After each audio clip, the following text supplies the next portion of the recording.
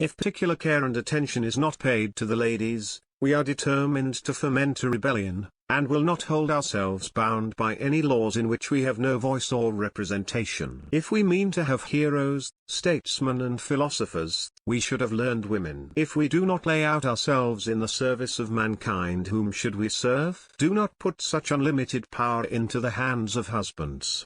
Remember, all men would be tyrants if they could. I am more and more convinced that man is a dangerous creature, and that power, whether vested in many or a few, is ever grasping, and like the grave, cries, "Give, give." Arbitrary power is like most other things which are very hard, very liable to be broken. My bursting heart must find vent at my pen. We have too many high-sounding words, and too few actions that correspond with them. A little of what you call frippery is very necessary towards looking like the rest of the world. Learning is not attained by chance, it must be sought for with ardor and attended to with diligence. Well, knowledge is a fine thing, and Mother Eve thought so, but she smarted so severely for hers, that most of her daughters have been afraid of it since. I hate to complain, no one is without difficulties, whether in high or low life, and every person knows best where their own shoe pinches. We have too many high-sounding words and too few actions that correspond with them. Wisdom and penetration are the fruit of experience, not the lessons of retirement and leisure.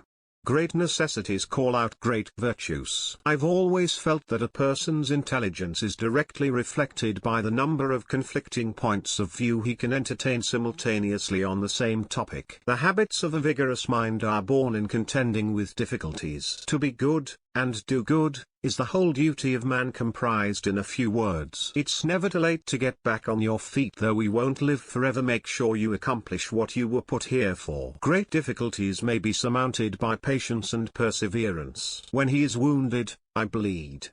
Page 262 of John Adams. Remember the ladies. But let no person say what they would or would not do, since we are not judges for ourselves until circumstances call us to act. My dear son, remember that you are accountable to your Maker for all your words and actions. These are times in which a genius would wish to live.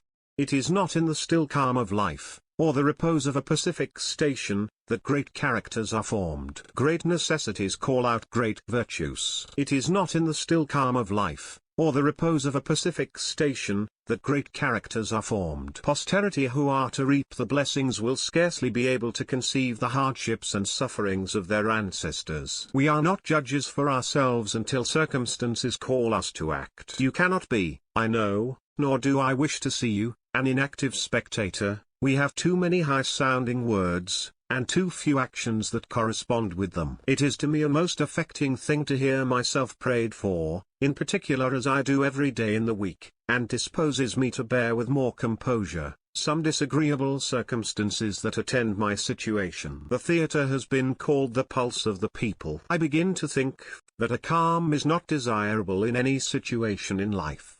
Man was made for action and for bustle too, I believe.